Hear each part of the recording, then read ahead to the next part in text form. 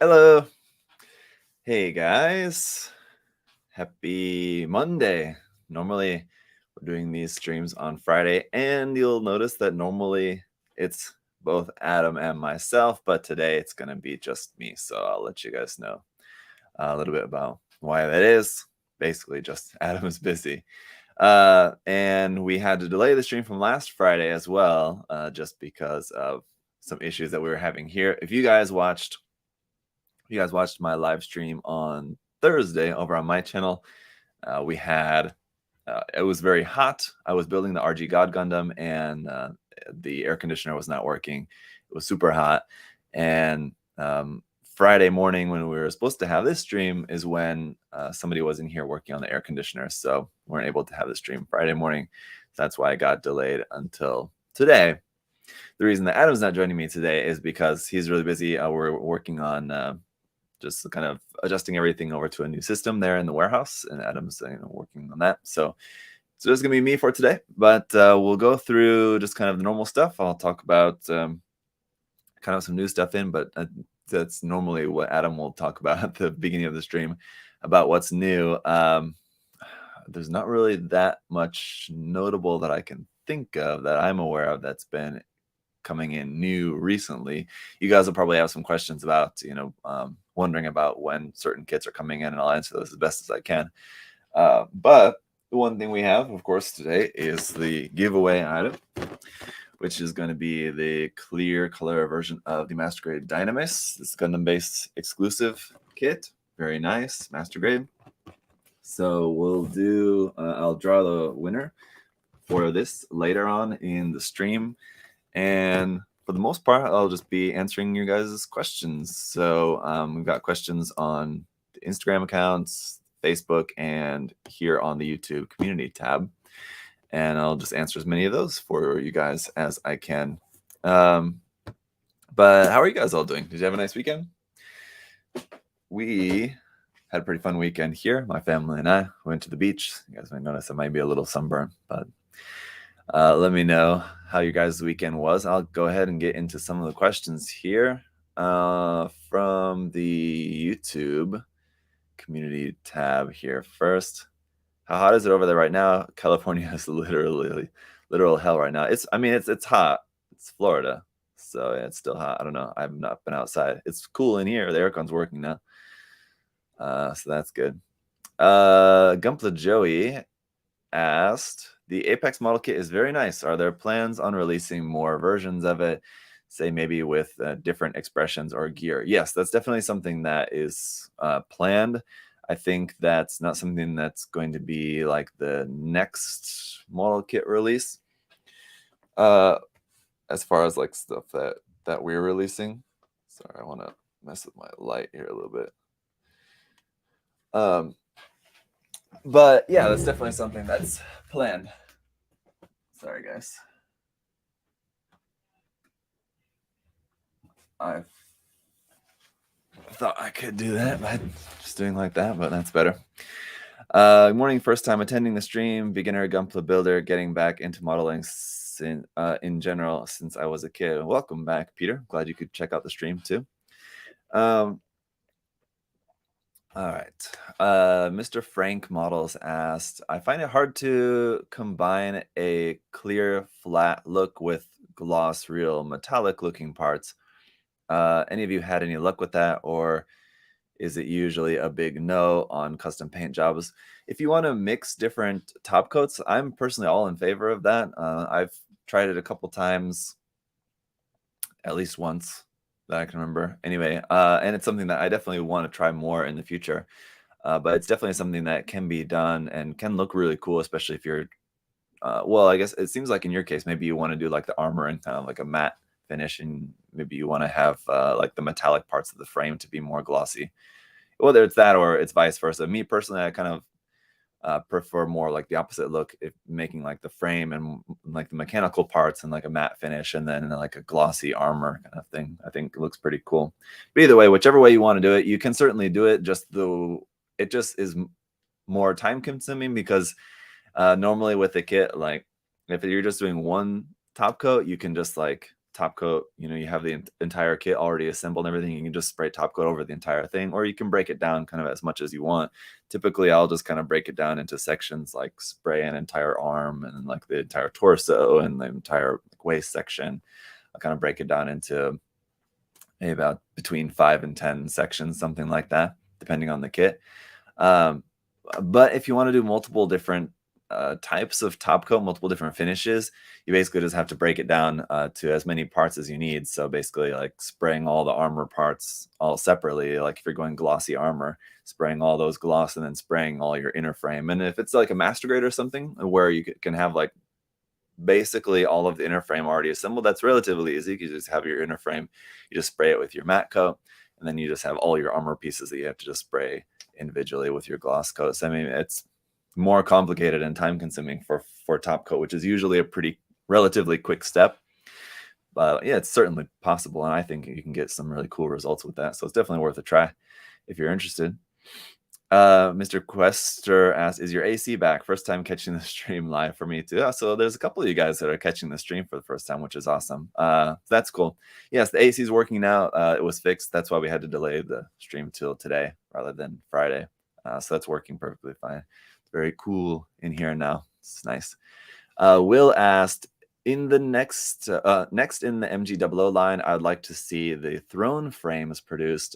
Personally, preferably standard release, all three, or one standard and two P Bandai variants is more likely, as he says in his question there. He said these would go great with the recent 00 lineup, plus the older MG GNX kits. Thoughts? Yeah, I agree. I've always thought that the throne designs, like the throne Gundams from 00, were really cool designs. And I've always been tempted to check out the HGs, but the HG kits just look not quite that great. So if we had like some nice new MG versions of those, yeah, I would definitely be interested in checking them out. As far as your prediction as to like if they would all three be released as standard release or like one standard and then two P Bandai, I don't know. It's really hard to say on that. I think you're probably right in that it could go that at least one or two of the three end up getting P Bandai releases. I don't know.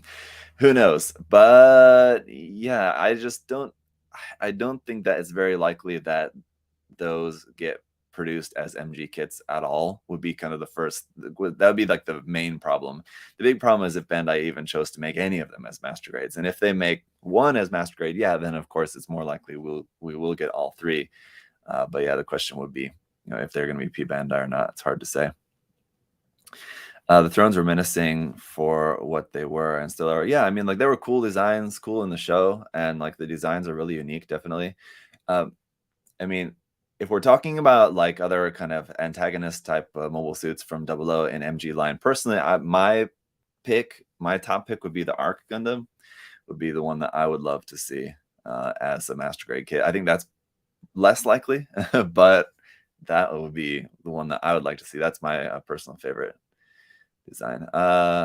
Area asks, sometimes after painting the chest armor, some of the parts will not fit together again. Do you guys have a suggestion on how to fix that without stripping the entire paint job off the parts? I've been running into this problem recently. Well, yes, of course, when you're painting, paint does add a little bit extra just thickness to the surface of the part, of course, and so sometimes that can make parts very tight to fit back together, because Bandai, the good thing about Bandai is that they make their kits generally so that the tolerances are usually really good on their kits. So that means that the parts fit together really like perfectly, which is great. The problem is then once you add paint on top of that, then it tends to be they tend to be like it can be a little bit too tight at times. So yeah, sometimes you have that issue. Generally, what I find is probably the best way around that is your prep work before you paint it. So usually what you want to do for multiple reasons, and this is one of the reasons, is sanding on your kits. So like people ask, how much sanding do you really need? Like just like the main surfaces, or do you really need to try to sand like every single surface as much as possible? For me personally, I try to sand as much as possible, like in real small little nooks and crannies and stuff like that. I don't get that extreme. If it's something that's like really difficult to reach, I won't won't bother too much with that. But as many different surfaces as you can, and like even on surfaces that like aren't the outside surface that are going to get paint, I will still, just try to sand everything as much as possible. And that sanding, of course, is removing some of that. So you're actually kind of taking that like the surface area and actually shrinking it down a little bit, very slightly, and then painting it will very slightly put it back up. So if that makes sense, then your tolerances should all still fit pretty well after that. But you also need to be careful not to paint too thick. It depends. If you're painting with airbrush, you should be fine. But I've definitely noticed from my personal experience and what I've seen from how people paint with spray cans, usually painting with spray cans is going to give you a thicker layer of paint just because it sprays out a lot more paint at once compared to an airbrush. So that's the problem with spray cans. One of the things is you just have less control over the amount of paint that's coming out and the direction of the paint. Spray cans have a wider spray, so you end up wasting a lot of paint, essentially spraying. You want to spray on like a tiny little surface of a part, and you're spraying a really wide spray. So if you're using spray cans and you're having your parts like the paint being too thick and trying to put things back together and it's not fitting well, I would say one of the problems is probably just the fact that you're using spray cans, in which case I would recommend changing over to using an airbrush. That'll probably solve a lot of the problem for you. The other thing would be, like I said, sanding more ahead of time, and then just test fitting stuff. So I mean, like that's one of the reasons too why it's recommended to build a kit first before you go into painting it, just because building it will hopefully help you identify some of these areas. Like if you're actually putting all the parts together, and like even on just before painting, just the regular, just unpainted assembly, and you notice, oh, that's pretty tight, you can kind of make a mental note of that I may want to sand that part a little bit more, just to make sure that once it's painted, it's not going to be too tight. And then if it's kind of too late, everything's already painted and you can't get something to fit. I mean, it depends on what exactly is not fitting, but if it's like if it's just like a peg, a male and female peg connection that's too tight, I mean, you can just take your knife or sanding stick or whatever. Knife's probably the easiest. That's what I've done, and just scrape the paint. If you got paint on the peg, another thing that you can do is use tape or putty or something to cover the peg before you paint, so that you don't get paint on your connection points. And some people are quite diligent about that, about making sure all their connections are covered up so that you don't get paint in there, which will make it too tight. Me personally, I don't really worry about it too much, because usually it's fine. Usually stuff goes back together perfectly fine, even if you got a little paint on your pegs. But if you want to be really careful about it, you can just wrap some tape around your pegs, things like that, just to cover that up, or use putty, sticky tack or something like that, just to cover up connection points, just so you're not getting too much extra paint in there. So a very long and meandering answer to your question, but there's kind of a lot of troubleshooting in there. Hopefully that helps answer some of that for you. Calder in the comments asked, well, he said good day, also good day. He asked, is the God Gundam here yet? No, the God Gundam is not here yet. I was certain that somebody at least was going to be asking about that in today's stream, so I just checked with Adam just before coming to talk with you guys here, and at the moment I can tell you guys that the God Gundams for stock here are somewhere in between Japan and like Bandai here in the US. So we've not gotten a notification that they're on the way from Bandai and on the West Coast. So either they're still on the boat in the Pacific Ocean, or they're at some point of like being unloaded at the docks, or Bluefin Bandai is still getting those ready to be shipped over to us. So they're still not exactly on the way. Anyway, not on this, like the last leg of their trip over to us, but they're on the way. Eric asked, are you planning on any site updates? Would love the ability to see restocked items in one place. Would make it easier to check what you got without having to hunt through all the different categories. That I'm not sure. That would definitely be a question that Adam would have to answer about the ability to do that. I think we had a question about that similar in a recent episode, though, and I can't remember exactly what he said about that. I believe he said that there was an option to see all just restocked things, but and now that I think about it, I think probably what he said, and sorry, I don't recall, and I can't give you a more clear answer on this one, but I believe he said that the best thing would be just to make sure that you're signed up for the email, like notification list. Make sure you're signed up just to get email updates, because that is probably the best way to know about like what stuff is getting restocked once we get restocks, and all that stuff goes out by email to you guys. So that would be the best way. Other than that, I'm sorry, I can't give you a better answer on that one. As far as any other different kind of site updates, I mean, I know that there's always stuff like being worked on, but I couldn't tell you anything in more detail. Not like it's a secret, it's just that I don't know. Will asked, what colors would you like to see painted on frames underneath the Dynamace Clear kit? So like our giveaway kit, what color would you paint the frame? If it was me, let's see, the frame on this, what color is the frame?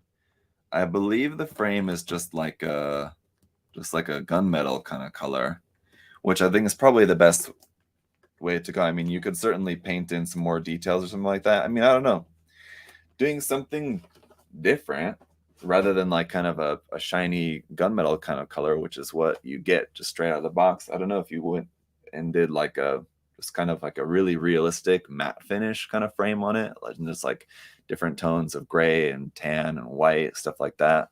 It could be kind of interesting to have like the super unrealistic, just like clear color armor, but then like a really realistic and like really detailed looking frame, and adding like decal markings and stuff like on the frame. I think doing something like that could be kind of cool, just something different. Eric asked, okay, sorry, no, I read that one already. Kai, what other model kits, if any, would you want to add to your store, i.e. like tanks, planes, Warhammer, etc.? I can't speak for what Adam might want to add.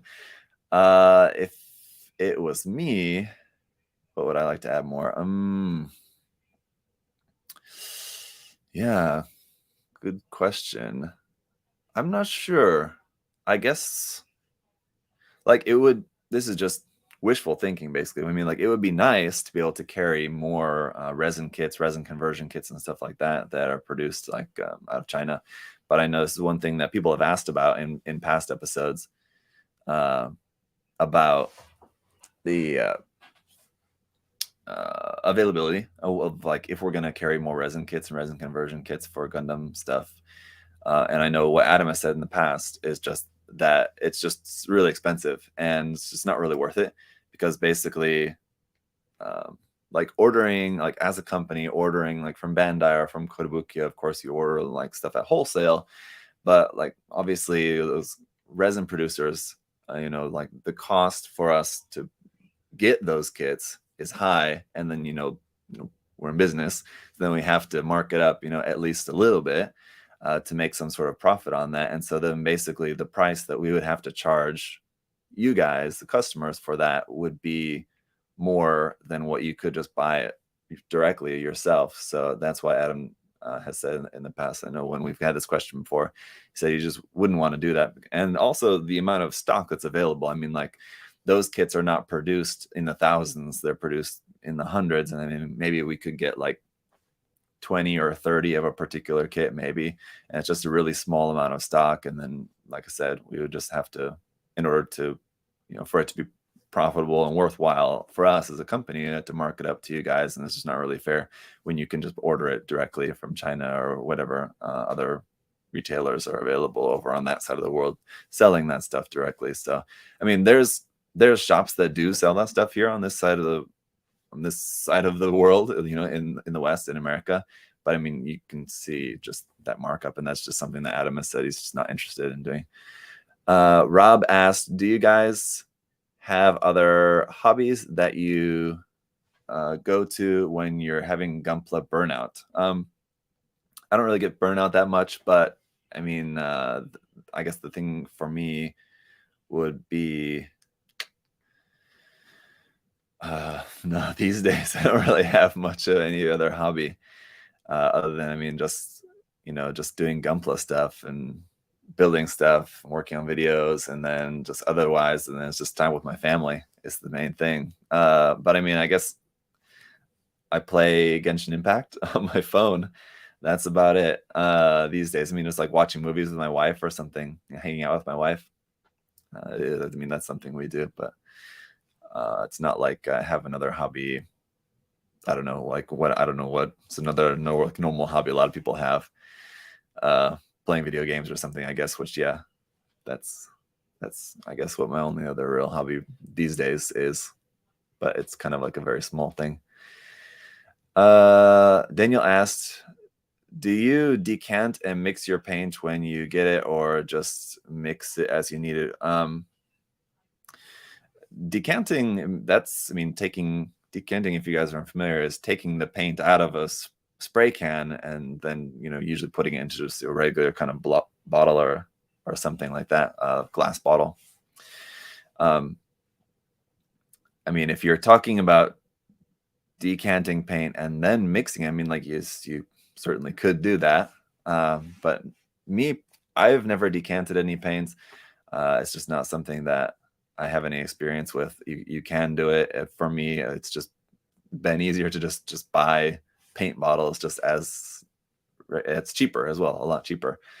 It takes a lot less time. I mean, decanting is kind of a time-consuming process that you just don't really need to do. But as far as just like mixing the paint or just using it straight out of the bottle, it really depends on just kind of what I need for different kits. I've had some kits that I've done where like all the colors that I've used are just all straight out the bottle, and then I've had other builds where like every single color I use is a custom mixed color. So it really just kind of depends on what I need, what I want, what I have available. I've been fortunate in the past to have a lot of paints, and so I have a lot of variety, but sometimes you still don't exactly have exactly the color you're looking for different things, and you have to mix. So I mean, I'll mix when I need and not when I don't need. Zach said, pick up fishing, Florida man. Yeah, fishing, I just wouldn't have the time for that unless I like my family, because that would be basically using family time to do that. And like if my family wanted to go fishing together, maybe I could see that maybe being something that my kids would be interested in doing at some point later on. Probably not that much now. And I'm sure they would be interested in doing it now, but they're 4 and 6 years old, so their patience probably not not good enough to be out there fishing for more than like 30 minutes before we'd have to go back home and do something different. So it's a good suggestion, but not for the moment. Let's see. If Bandai were to make a perfect grade of a okay, hang on, no, sorry. I think, did I say P Bandai? If Bandai were to make a perfect grade of a non-Gundam mecha, what would you pick? Interesting. Of a non-Gundam mecha. Perfect grade. Let's see. Just trying to think of what other non-Gundam mecha from Bandai that I enjoy in different grades that I would like to see in like a larger grade. I mean, it would be cool, I think, probably to see like a new perfect grade Eva, because the perfect grade Eva is quite old now, being the original perfect grade. Maybe little known fact, I don't know how common knowledge that is, but I mean, I'm sure a lot of you guys know. If you're aware of the perfect grade Eva, you know that it's old, but I don't know if people know that it's the first PG. Reiji said redo the Eva or Pat Libor. Pat Libor would be pretty cool. Or like one line that I really enjoyed from Bandai also was the Full Metal Panic kits. So maybe like a perfect grade Full Metal Panic kit would be pretty cool, especially because of the difference in scale of that. I think like the HG kits were 160 scale, I believe, and they're like the size of like a Gundam kit is like 144 scale, but the Full Metal Panic ones were, I think, 160, if that's right. So if you imagine like a perfect grade would have to be like 135th scale or 120 scale, something like that. I don't know exactly what it would be to be like a similar size to like a Gundam perfect grade, but that difference in scale could make it pretty interesting, because then they could like add a lot of like like inner detail inside. at that scale that they can't do on like a perfect grade Gundam kit. You mean like the cockpits on like perfect grade Gundams are usually like pretty detailed, but imagine in like 120 scale, 135th scale. I don't know exactly what it would be, but there's so much more internal detail and stuff they could add to something like that. And then along those lines, if they made like a perfect grade Scope Dog kit or what else? Something along those lines. Votoms. Something like that. Yeah. Votoms. There you go. Yeah, that would be pretty cool in that much larger scale. So that could be interesting. Let's see. Mitch asked, is the new variation of the Judge only different by having a second main weapon plus effect parts? Yes. I mean, aside from the color, the new version of the Judge, the main difference is that it has the 2 of the scythes weapons that it has. Where the first Judge, I don't know if you guys remember, if any of you guys have built the original Judge or if you've seen my review. I don't know if other reviewers mentioned about this at all, but with the original kit, you have almost all the parts you need to make 2 of the weapon. It's just missing a couple of parts. So you go from like having 1.5 of the weapons to now you have all the parts to make fully 2 of the weapon. And then, yeah, the only other main difference after that is just the different color. But I mean, that was a kit that I think a lot of people were surprised at, just like how it kind of just came out of nowhere. And it was a really great kit, and there was really not that many of them available. So, I mean, the Judge was something that kind of really took off in popularity, and there was just not enough of the kit around for everybody to get their hands on. So it's awesome that they're making more, and that for some people, I mean, if they really love the kit and really want the new version of it, it's an opportunity to get another one. Or for people who are not able to get the first one, hopefully they're able to get their hands on the new version. Charmero Reasonable asked, any recent kits stand out as a disappointment after the wait or hype around it? Good question. Let me think. Not that I can think of, really. I don't think so.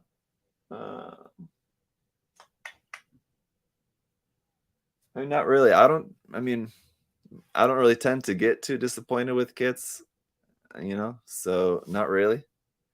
Yeah, nothing I can think of. Edgar asked, Adam, well, it's this question for Adam, but I'll see if I can answer it. He said, what built kits do you have displayed in your office? So I can tell you in Adam's office here, he doesn't have any built kits, but downstairs, like in the offices downstairs, there are some of Adam's kits there in a display cabinet that he's built, mostly painted. I think there's like a couple unpainted kits in there too, but mostly painted kits. But I will say they've seen better days. There's like kits where like pieces are falling off and stuff like that. So they definitely need some TLC, but there's some down there. Roberto asked, can you guys make shipping to Mexico? I'm not sure if and when that's going to be possible again for us. I know I'm sure, we would love to be able to, but again, that's something that I can't answer in too much detail just because I don't know the details of it, but it's just to do with like shipping costs and like the digital infrastructure, like the software infrastructure for being able to do that with the software, different software that we use. And then also just like with the different COVID restrictions in every country is different as far as like what their import restrictions have been and import costs and custom costs and things like that. It's all different for every country. I mean, opening up shipping to just one country, in Mexico in this case, or even if we wanted to include other countries like I don't know, in the Central America, I just don't know. As far as last I've heard from Adam, it's not going to be something that's going to be available. But if it's possible, I'm sure it's something that we will open up for you guys again as soon as possible. Let's see. Do you have an idea on when the MG Turn A restocks will be coming in for you guys, Abraham? No, I couldn't answer that for you. I don't know of any shipments that are currently on the way. Adam might know, but I can't answer about that. Let's see. JG. Are we on time? I'll switch over to a different platform here in a second. Let's see. I lost JG's question here. JG asked, I'm not one to think much about what could have been, but I'm doing some reflection today. So I'm wondering if there is one thing your current self could tell your younger self, what would it be? Like model kit related or otherwise? Model kit related, I mean, I would have told myself to start airbrushing earlier. Would be probably the easy answer for that. I would have started airbrushing before I used spray cans for about a year or so, and painted, I don't know, maybe about 10 or so kits with spray cans. Spray cans can be good for just, kind of dabbling in painting, trying out painting for 1 or 2 kits, 3 kits, but I would not recommend, sticking with it for too long, too much more after that. I would recommend getting into airbrushing if you can. How is Bandai reacting to stores in the US deciding to sell more third-party kits and accessories like the heavy weapon system and the wings? As far as I know, they're basically fine with it so long as, and from what I understand, they've not stated any opinion. So kind of by not saying anything about it is kind of a like just accepting that by omission, if that's right. Just they haven't said not to do it because stuff like that. Accessory sets require you to have the Bandai kit in order to use that. So, you still have to, like, if you were getting like the heavy weapon system, like the third-party heavy weapon system set, like for example, that we've sold here, like you still have to buy the Bandai RG New Gundam or High New in order to use that. So as long as it's just like an accessory set for a Bandai kit, I think that's basically kind of, where they haven't stated what's their exact policy on that. But that seems to be kind of fine for the time being. Who knows? They could decide at any moment, like could get a message from Bandai saying, hey, don't sell that kind of stuff anymore. But until that point, it seems to be okay. Do you think that Bandai has been watering down the MG line with lesser complexity in hopes of possibly killing it off? I don't think so. I think questions like this, theories like this, I think probably read a little bit, you're kind of maybe reading a little bit too deep into Bandai's intentions on this. I think when it comes to like Bandai's intentions with the releases, it's making money. And that's the bottom line. Is the kit going to sell well? And what do they need to do to make a kit that's going to be popular and going to sell well? And something that's cost effective for them. So, like making a more complex master grade means they need more runners. Every single runner that's required for a kit adds exponentially to the cost of production of that kit, production of the molds itself, and then, maintenance of the molds, and then just the material required for the runners and everything like that. So making MGs that are kind of more streamlined, like we've seen with like the Zaku Warrior, like the Seed MGs as of late, the Jin. These ones that I've talked about plenty in my reviews about them being kind of much more on the simple side as far as master grade kits go. The good thing is that then for Bandai, those are more cost effective to produce, but yeah, if you want more complex MGs, I think they are still, like the Virtue is a pretty, like that's a pretty relatively complex master grade. Like obviously there's a lot of runners in a big kit like that. Even like the Curios and the Dynamace those are different from like the Jin and the Zaku Warrior kits, which were kind of on the more simple side as far as master grade kits go.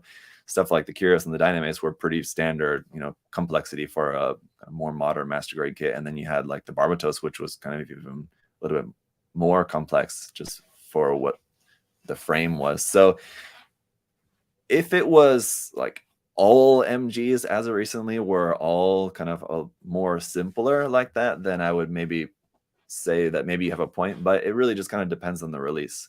And I think they put into kits in like correlation to what they're expecting to get out of the kit. So if it's a kit that they know is going to be really popular and they know is going to sell really well, then they'll put more into it as far as like the complexity of the kit and basically what is required to make the kit, a cool kit and do everything that it's supposed to do. They'll do whatever they need to reach that point.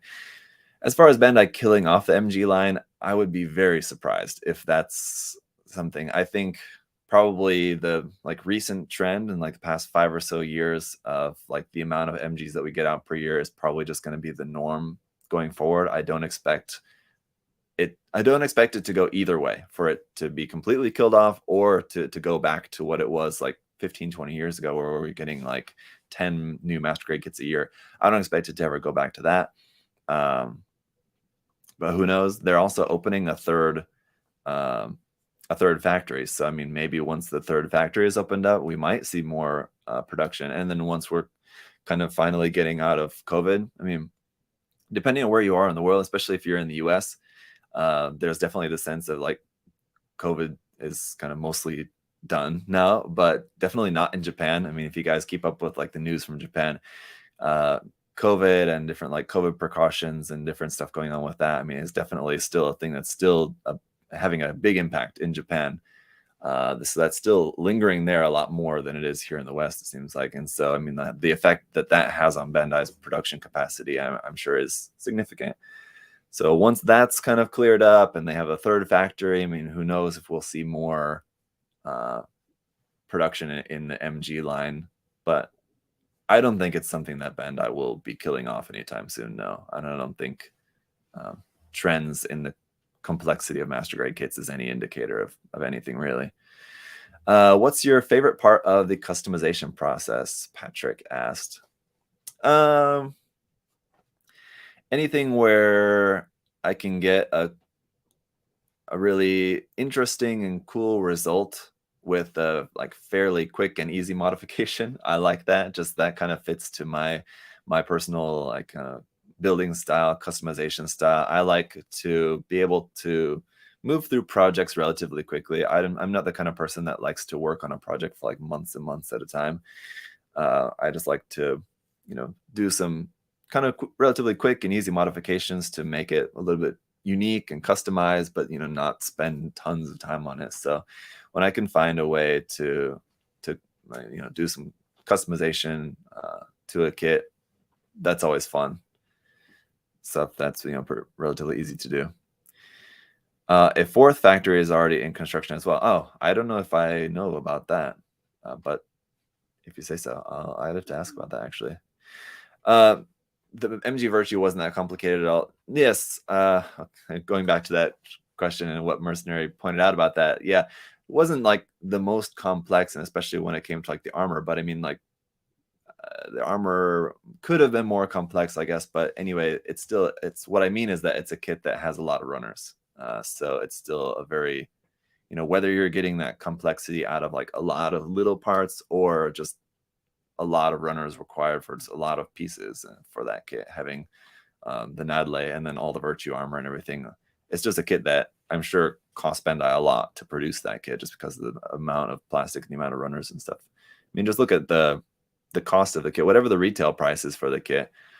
You can, use that to determine, roughly how much the kit cost Bandai to produce. That's why they charge more for kits. Look at the Strike Freedom Master Grade EX that's coming out.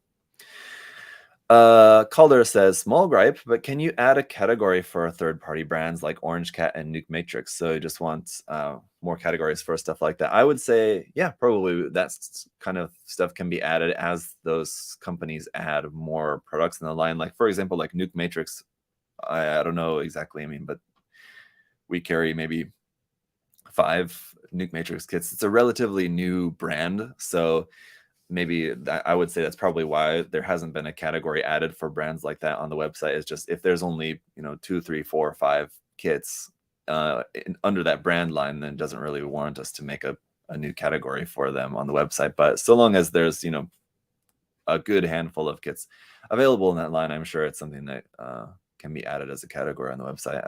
I'll make mention of that to Adam, because I'm sure that's something that's relatively simple to do, to add, if that's something that you guys are interested in. Clinton asks, how are you guys liking The Witch from Mercury? And how long do you guys think it will be before we see a master grade of Ariel? I've still only seen part of the prologue. I've still not even seen the prologue in the entirety yet, and the series hasn't started yet, so it's kind of hard to say how much I'm going to like the series. But as far as when do I think we'll see a master grade, I would expect to see a master grade of the Ariel next year. But unless the series just completely flops, then I would expect to see one next year. But if not 2023, then definitely by 2024. Because the Barbatos, the master grade Barbatos, we didn't see a master grade Barbatos like in the first year of that show's running. It was, did the master grade Barbatos come out after the series ended? I don't remember now. You guys can maybe refresh my memory on the timeline of that, but it might be not until 2024 that we see a master grade Ariel, but in that time frame, 2023, 2024, I would say very, very likely we'll see a master grade Ariel. Any idea when the Devil Gundam kits will be back in stock? No, I'm not sure. But Bandai is making a clear color version of the Devil Gundam as a Gundam base exclusive kit. So if they're dusting off the runners to make a clear color version of that, I would expect that means they're probably going to do a reprint of just the regular version of the kit, I would think. But I don't know. I've not seen. Adam would be able to tell you if that's been on a reprint list, or if that's something that's scheduled to be reprinted. I don't know offhand. I'd have to check with him about that. But I would say it's probably going to be reprinted with the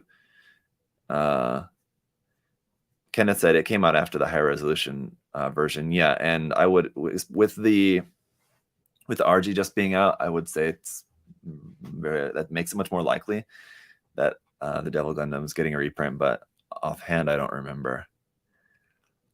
Okay. Anyway, let's see. Okay, I need to switch over. These have been taking all the questions from YouTube. I want to take some questions here from the Facebook post. Peter asked, what do you think the next Verkai is? I talked about this during the stream building the God Gundam last week, but yeah, I think it's either going to be a 2.0 of the RX-78 Verkai, or possibly a GPO1 Verkai, or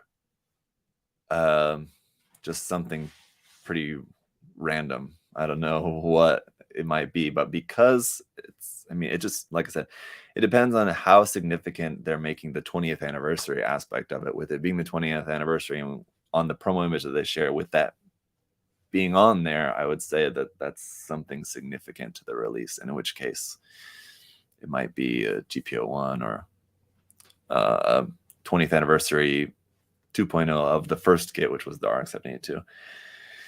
What makes USA Gundam Store different from the rest of the Snap Build stores? Jonathan asks. I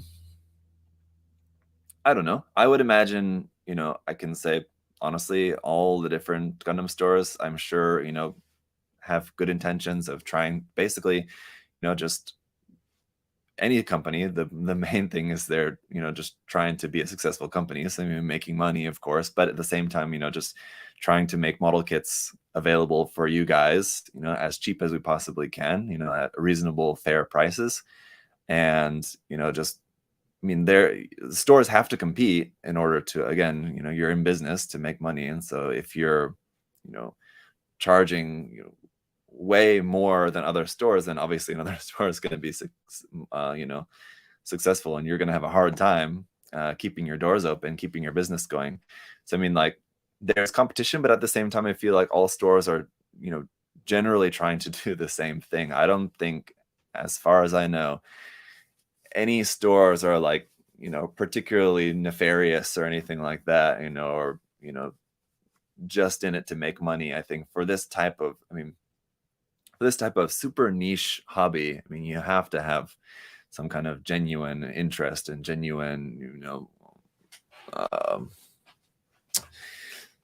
I don't know,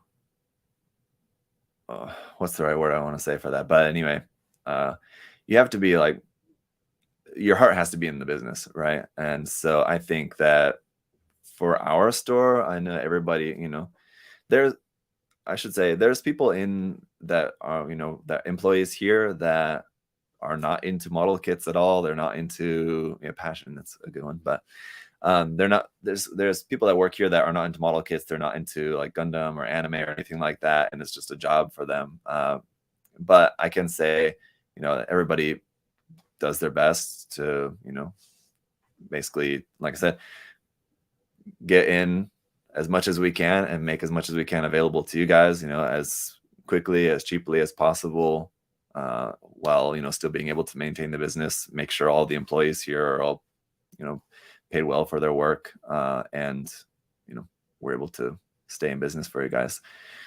So I don't know, other than that, what makes us different from other stores?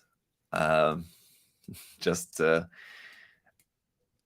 that really kind of depends on your guys' experience, I guess. I don't know. If we're like closer to your location, you may find that like shipping for things might be quicker from us than from other stores, or prices might be slightly different from other stores, and it just kind of depends on who you want to support.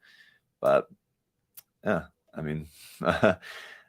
I think, in my opinion, that we're a good store, but I don't know.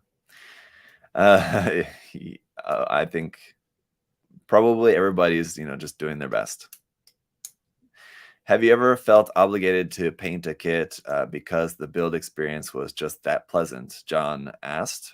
Yeah, good question, John. And the Masquerade Barbatos would be a good example of that. Yeah, so definitely.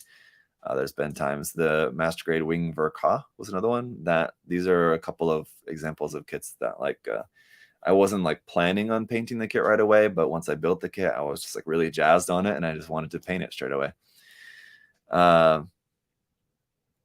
Let's see. Anurag had a couple of questions here. He said, I live in India with zero chance of Gunpla or hobby tools.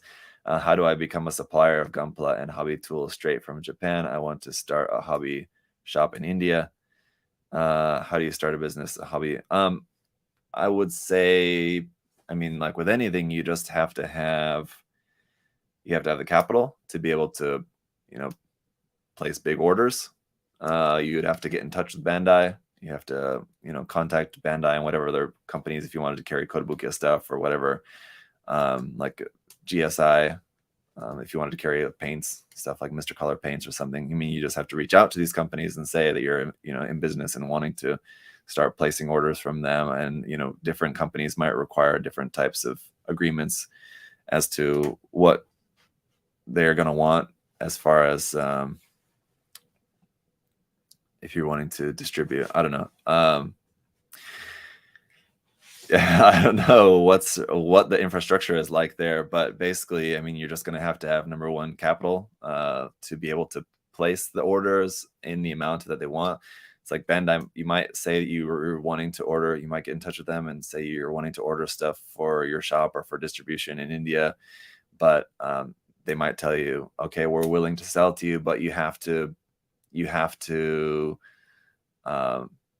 place orders of at least $10,000 per order. Like if you're wanting to order any less than that, they might say that they're not willing to sell you or ship you anything if it's anything less than $10,000 per order, if that makes sense.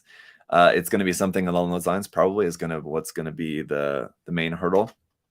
And then they might want to know, what your predictions are or what kind of proof you have to show that there's going to be a market for that, because maybe you're going to you're going to order, okay, you say you have the capital for, your first $10,000 order, but then once you get all that product in and then you're just kind of sitting on it because it's just kind of hard to sell, maybe you're not going to want to or be able to place another order like that until 6 months, 7 months, a year later, just because you have a hard time actually selling that to customers if there's not enough customers to buy the product. So if that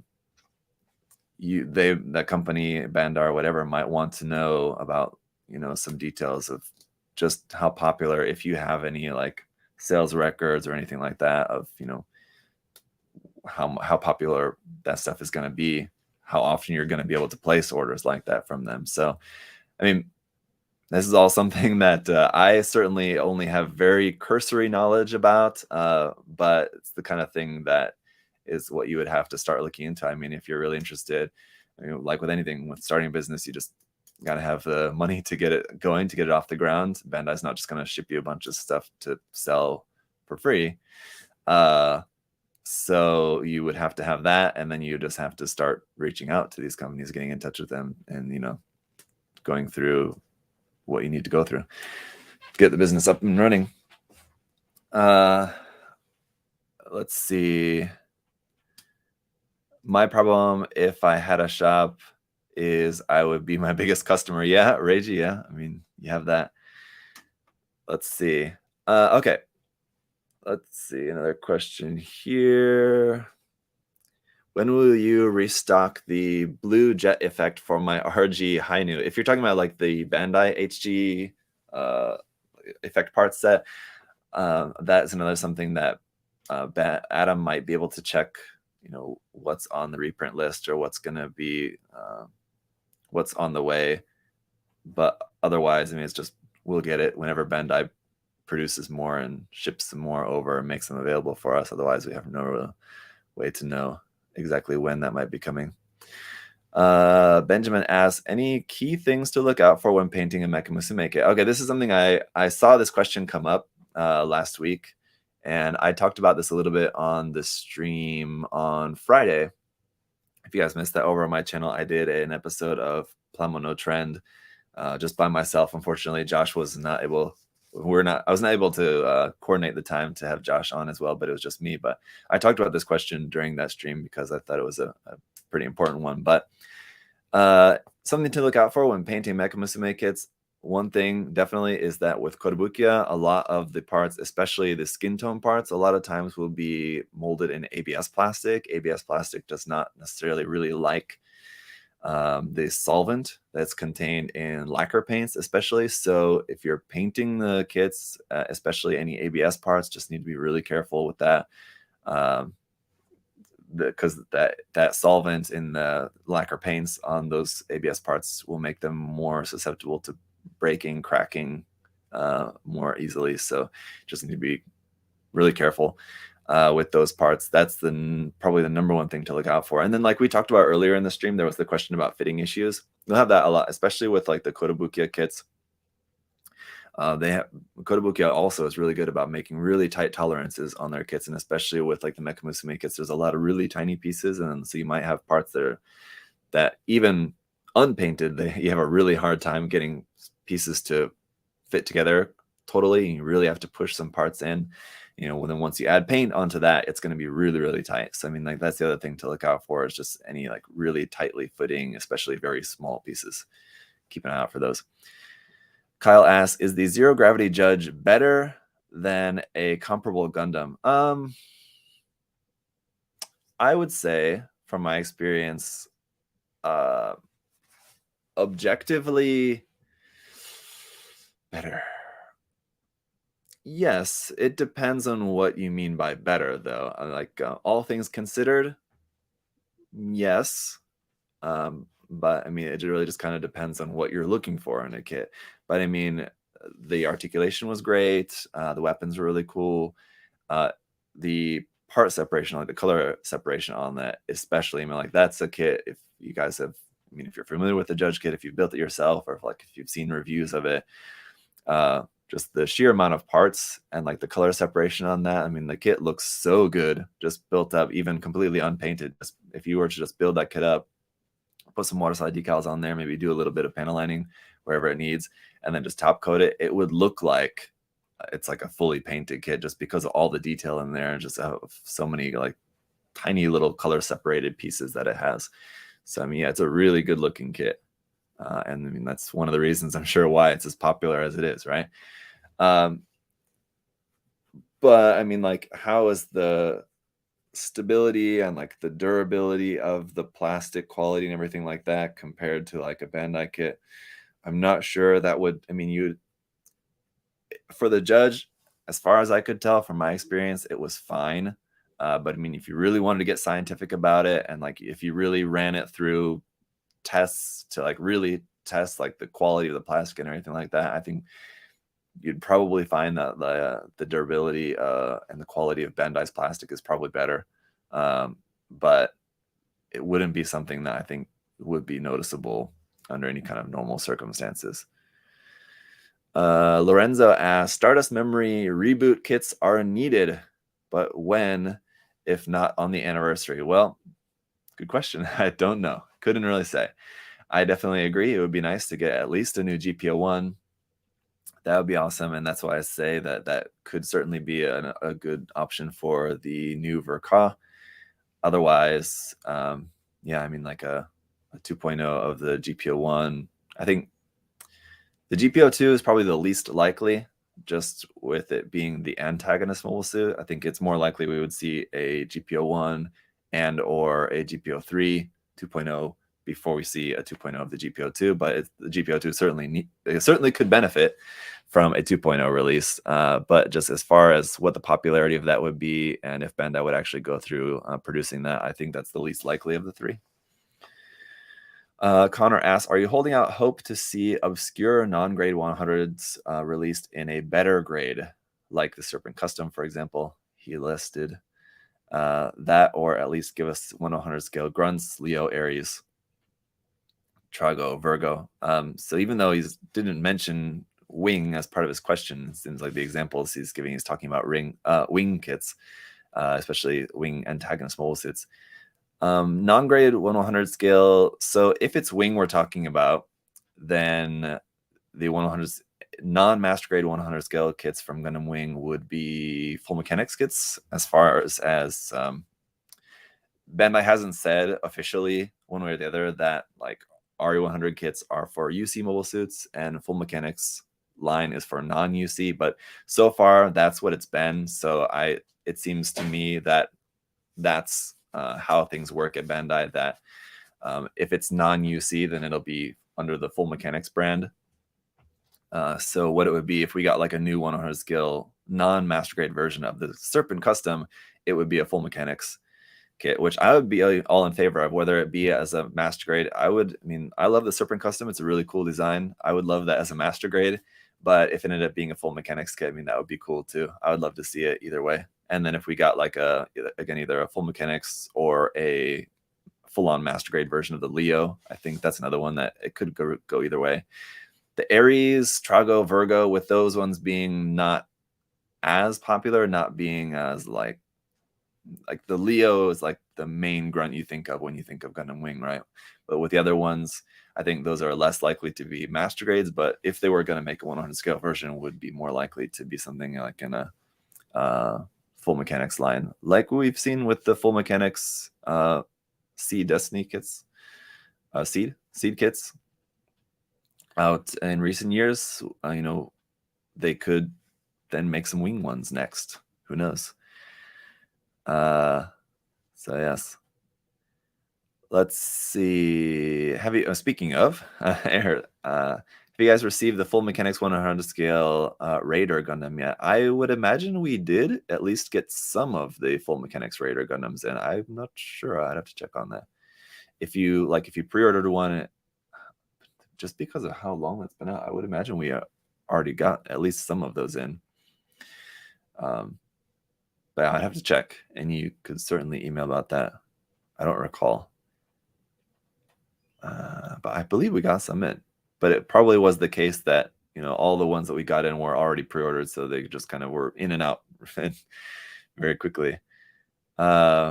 Drew asked, what has been the best premium Bandai purchase you guys have made? For me personally, best premium Bandai. Ones that come to mind would be the HG Efreet Noct was one that I loved. Any of the HG, like recent HGP Bandai Advanced Zeta kits are also really awesome just because of the fact that never would have expected we actually get kits of stuff like the Hazel Ra and like the Wound War and the different versions of that, like the Khar that we've got out. So those are awesome. Other than that, the master grade Uma Lightning's high mobility type Gelgoog is another one that stands out as I love that kit. It's really cool. Other master grade kits. Here's another one. The Fenice Renashita Alba is, it's mostly just like a color swap, and there's a few different parts here and there. It's not, a hugely different kit from the regular Fenice Renashita kit, but I definitely prefer the design of the Alba. And that one was one that I think it was only ever printed just the one time when it was originally released. So it's been a kit that's been very difficult in recent years to find. Been a quite rare kit, but it's currently getting a reprint now. So if you guys are also a fan of the Renashita Alba, I built and reviewed that kit maybe 2 years ago now. I love that kit. It's really cool. Really cool variation of I like that of the Wing Gundam and the Fenice Renashita. I like the Alba much better than either of those other versions. So if you guys are in the market for one, it's a good time to pick one up now that it's getting a reissue. Yeah. Mercenary said, yeah, it's the first reissue after 7 years. So there you go. Definitely check that one out. I don't know if I could say like objectively it's like the best P Bandai kit that's come out, because I mean, like I said, it's basically just a slight variation of the regular Fenice Renashita, but it's definitely a really cool kit. How many jars of Mr. Color white paint does the MG Unicorn use? I'm not sure. I have painted the MGEX Unicorn, and that took a lot of paint. I've also painted the largest version of the Unicorn, the Mega Size Unicorn. And if I remember correctly, the Mega Size Unicorn took 9 bottles of white paint, I believe. And that was also adding some paint into each bottle because I also tinted the white to be slightly kind of cream. So each bottle of white paint also had a little bit of paint added into it because I added like a little bit of like off-white yellow. I don't remember exactly. I think I used like Radome, I believe Radome color, Radome gray. That's what it's called.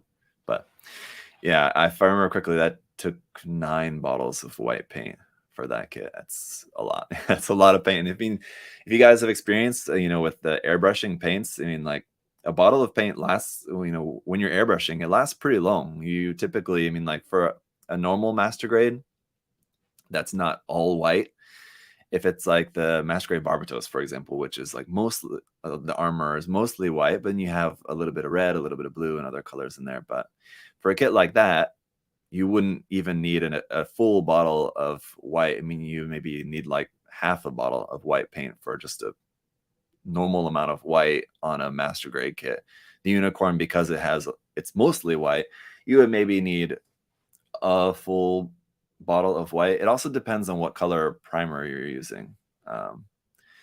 What I would do if the kit needs to be white, then I would use white primer. So then when you go to use your white paint, you don't really need to use a lot. But if you're starting off with the gray or black primer, then it's going to take a lot more white to cover that up to get to whatever level of white you're going for. But that's something else to keep in mind too. Using white primer will help you to cut down on the amount of white paint that you need to use then on top of that.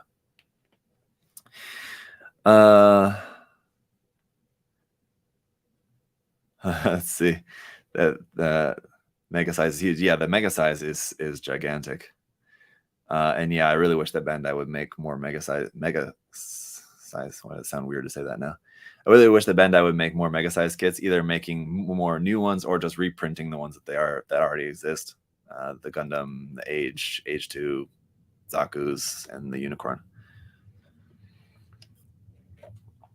Let's see. Daniel asked, would you ever greenlight Zach to write a book for US Gundam Store, or at least an art book or something of his best work? That'd be something that Adam would have to answer, whether he would greenlight that or not. But I will say we have talked about that before, and we were at least, there was an idea that I brought up to Adam about a book that I wanted to put together. There wasn't a book of my work, or even like a technique book of like how to paint Gunpla or something like that. It wasn't along those lines. It was something different. I won't get into now because it is something that I still would like to make eventually. So I don't want to give it away at this point, but I have had an idea for a book that I would like to put together. It's just, I can tell you, very time consuming. So, I mean, people who do actually put books together, I mean, like, I hope you guys realize how time consuming it is to put a book together, especially, I mean, like when you're working on other types of content and stuff at the same time. So yeah, it's definitely, and then that particular idea earlier on, maybe about a year or so ago, actually, is kind of maybe when I was talking to Adam about that. And at the time, it seemed like he was, somewhat interested, at least, in backing that project. So, if I am ever able to get that off the ground, I think that might be something that we might, as US Gundam Store, produce that book, and it would just be,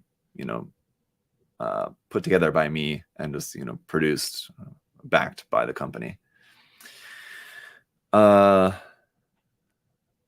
think Gunpla Joey went through a couple of bottles of red on his, yeah, on something like a master grade Sazabi, yeah, it would probably take, depending on how many different colors of red you're using, you would need more than one bottle of red, of course. My specialty was film, not necessarily just writing. Yeah, right. That's true. Okay. Kristen asked, Plamo or Gunpla? Well, I would say Plamo, just because there's certainly a lot of other different models that I enjoy other than just Gunpla. But yeah. Adam, another question for Adam, but I'll see if I can answer. Oh, that's the same question we had before, just different platform. Right. Bernadette asked, what are your thoughts on being a straight builder? Good. I don't know. I certainly have no negative feelings or thoughts or anything about anybody who wants to just straight build the model kits and not paint them. I mean, I think that's totally your call to make, how you want to enjoy the model kits. I think if you that's the great thing about model kits these days, is that you can just straight build model kits and you end up having a really good looking kit just straight out of the box. A lot of model kits these days look really good just straight out of the box without any painting, and then you can enjoy them perfectly well just like that. So I certainly can't blame people for not painting their kits. And there's other reasons, you might not have just like the physical requirements for painting. That's why I'm not painting that much these days, is just because it's difficult to paint in this room, especially using lacquers, just without having like proper ventilation and like a proper spray booth. So still not gotten that set up yet. So I mean, not painting for whatever reason, I mean, I certainly don't see that as like that means you're enjoying the hobby in the incorrect way. I think it's definitely if anybody tried, I mean, I don't know. If anybody is making you feel bad for being a straight builder or telling you that you're in some way enjoying model kits in an incorrect way because you're not painting them, that person's just wrong. So, I mean, you don't have to start a fight with that person about it. But if somebody tries to tell you like that, I mean, I would just ignore it, because the fact is they're just wrong. I can say objectively that they're wrong. How challenging is it to get Gaia Notes paints nowadays? Well, here in the US, very challenging these days. Gaia Notes seems to not be exporting paints much. I'm sure there's avenues you could take to order them from abroad, But yeah, I know they're not easy to get these days. Next RG G Gundam kit that we could be likely to get besides Master Gundam, Chad.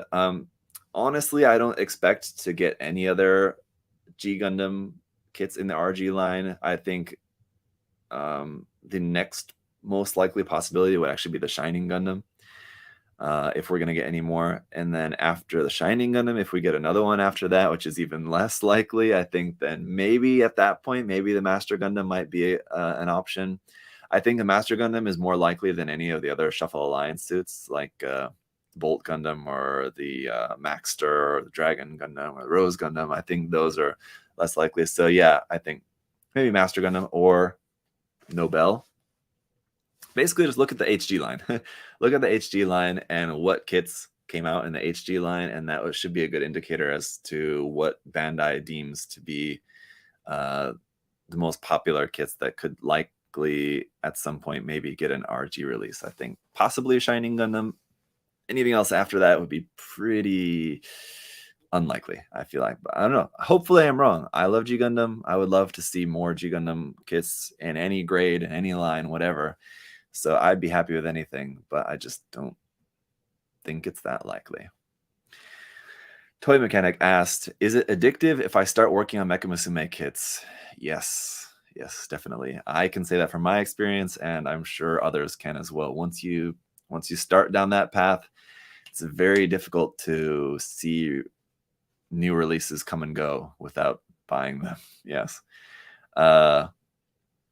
Especially just with the nature of the kits. With Kotobukiya, they don't reprint their kits that much. So if you miss out on that initial release, you might be waiting for a long time, or you might have to pay more to get your hands on ones, because they usually ship out pretty, they usually sell out pretty quick for a lot of them. Not all of them. Some of them are not as popular and they're easier to get your hands on even if you don't pre-order it. But a lot of them, I mean, yeah, especially the bigger ones and the more popular ones, you're going to want to pre-order, because then after that, it's going to be more difficult to get. Biggest purchase regret, Chris asked. Doesn't have to be Gunpla. That's a good one. What's a big hit I regret buying? Or, well, a kit that I purchased and then never even got, I guess, would be my biggest regret. So this is a good warning for you guys when ordering kits. This was a third-party bootleg company was coming out with a 1/72nd scale, I think it was 160 or 1/72nd scale, a very big kit version of the Full Armor Mark III Gundam. The company was Ex Machina. I don't know if you guys remember. This was like 7 years ago or something at this point, if not more. 8 years ago, I don't know, 2015, around that time, I think. But I pre-ordered that, and you had to pre-order it in full, and the company just disappeared and never finished production of the kit. Some people, it's an interesting story. I don't know I don't know what happened, but some people think that it was like done on purpose and they were just scamming people to make money. I think what happened is that they just were in over their heads. They just got in over their heads. They took all the pre-order money that they got and put that into developing the kit. Because we're talking, I think it was like $250, $300, around that price range, a big expensive kit. And they took, I don't know, 1,500 pre-orders, I think it was, for that. So I mean, like, we're talking like $1 million. I think, I don't remember the exact math on it, but somebody else did the math on it, and it was a lot of money that they took on that. I think what happened is just they were just in over their heads. They used up all the money that they made on pre-orders on the production, and they still couldn't finish the production at that point, and they just ran out of money to be able to actually finish the kit. And then it just kind of, they had to just run off with it. I don't think that they got rich. I don't think they got rich off the project. I think probably the majority of the money that they went, I believe, and maybe it's just my wishful thinking, but I believe that went into the attempted production of the kit. It just kind of got away from them. Yeah, but so that was probably my biggest regret. Don't do that. If you're like pre-ordering a big expensive kit, it's like a Bandai kit, whatever, then you can be sure that you're not going to have any problems with that. But if it's from some like brand new company that's never come out with a kit or anything before, and they're taking pre-orders, and it's like a really expensive thing, I would maybe hold off. That'd be my advice for you guys. All right, I'm going to take a couple more questions here from Instagram, and then we need to draw the winner for this week. Let's see. Favorite clear kit out of the box, Saber asked. Good question. I think like the mechanical clear kits are the best looking clear kits just right out of the box, because what those are master grade kits where the inner frame is usually like a gunmetal gray kind of color, and then all the outer armor is just plain clear. Clear color kits, it's kind of hit and miss as far as how the clear color kits look. I don't really like the look of a lot of the clear color kits, but just the plain clear armor on top of just that gunmetal inner frame usually looks pretty cool. And those are probably my favorites. Let's see. Brian asked Funko Pop or model kits. Definitely model kits for me. I'm not into Funko Pops at all. I have really been enjoying Good Smile Company's what are they called? No, I can't remember. What are they called? Hello Good Smile. Yeah. The Hello Good Smile line. And I've reviewed a few of them, and people's reading some of your guys' comments on the reviews for the Hello Good Smile figures is that a lot of mixed reviews. A lot of you guys are not fans of those. I really like them because they're relatively cheap. They're like $15, something like that. So they're cheap. They don't come with like, I don't know, I think like Nendroids usually come with like more accessories and stuff like that sometimes. As far as just like aesthetically, the look of them, I don't like the look of Nendroids. I don't like the look of Funko Pops just in their design. So for me personally, I just don't like them. Whereas with the Hello Good Smile line, I like the look of them, the style of them. So it just depends on what you like. That's what I like, but I don't like Funko, and I don't like the Nendroid either. Actually, Nendroids are more expensive too. So the Hello Good Smile figures are nice because I like the style. They're not that expensive, and they're just basic. I don't want something that has a bunch of accessories. Just something really simple is good for me. So that's why I like them. I highly recommend them. But like I said, based on the comments I've seen from you guys, I know there's a lot of mixed opinions on them. What's the largest model kit largest model kit for sale in USA Gundam Store? I would imagine it's probably I think it's like called the Partido Largo, which is basically like the version of the Dendrobium armor, basically for I think it's like the Raz 30, the kind of like version of the GPO3 design, which I think it's 1/72nd scale. So that kit on its own, just the main body, is large, and then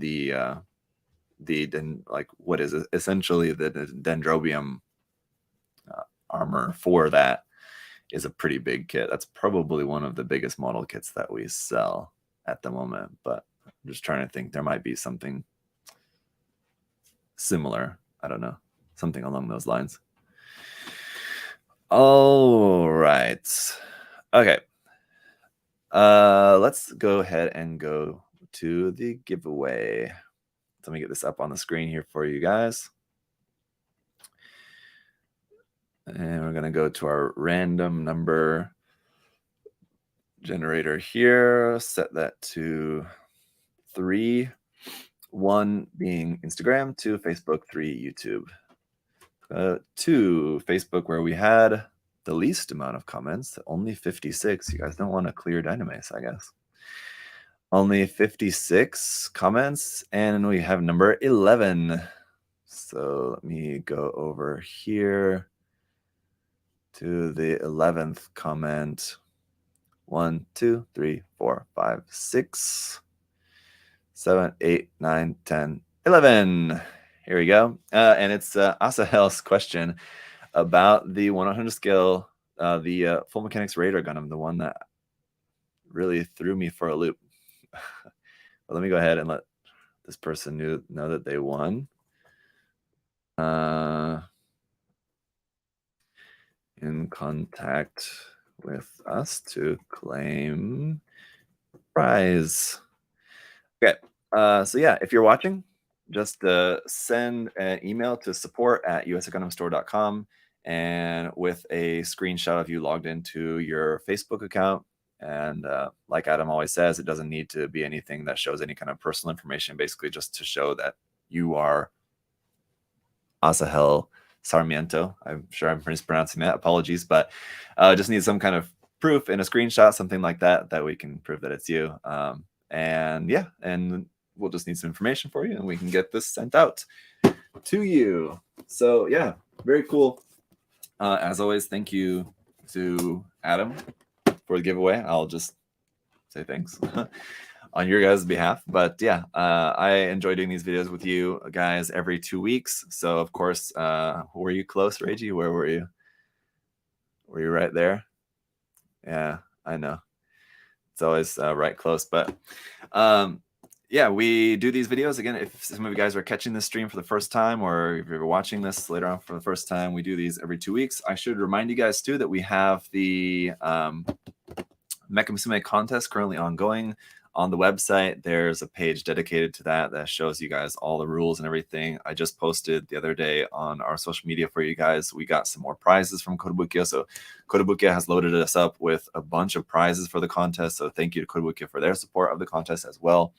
But the deadline is October 14th. So you guys still have more than a month left for that. Today is the 5th, right? Yeah. So you have 6 weeks, right? Around there.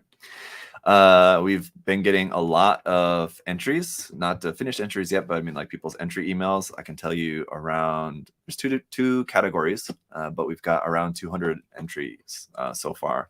So usually, in my experience in the contests, usually around half to 60, up to 70%, but usually around 60% people who send their entry emails actually end up finishing their entries. So even if we have that, I'm expecting we should have well more than 100 finished entries, which is pretty awesome for that contest. So really glad to see all the interest in that contest. I know Mecha Musume stuff is not for everybody, but I'm glad to see that it's something that is at least growing in interest amongst you guys, and that there's interest in the contest. So that's really cool. It's going well. So thank you guys for that. And yeah, last week I live built the RG God Gundam. Check that out if you missed it. I had an episode of Plamono Trend, which was to do with Mecha Musume. So if you guys are working on a Mecha Musume project for that contest, maybe check out that live stream from last Friday. I looked at a bunch of cool Mecha Musume kits on Twitter for that episode. Hopefully that maybe gives you guys some ideas for your project, maybe, or some insight on that. And the Real Grade God Gundam review will be posted today. Just this morning, I finished editing the review, so now I just have to post it up. It should be available for you guys to check out in just a couple hours. That should be live over on my channel. So check out the God Gundam review, and got a bunch of more stuff coming on the way for you guys. So thank you all so much for the support. I know there was probably some more questions that either I didn't get to that were posted, or some questions that you guys may have had live. But of course, you guys, if you have questions regarding anything, you can always reach out to Adam or myself, or the support email for the company for USA Gundam Store. If you guys have questions about stuff, you can always reach out about that. But thanks for checking out the video today, guys. Will be live again in 2 weeks, which will be assuming that, assuming nothing happens on the day, and we don't have any issues or anything like that. That will be the 16th. So we'll see you guys then. Bye-bye.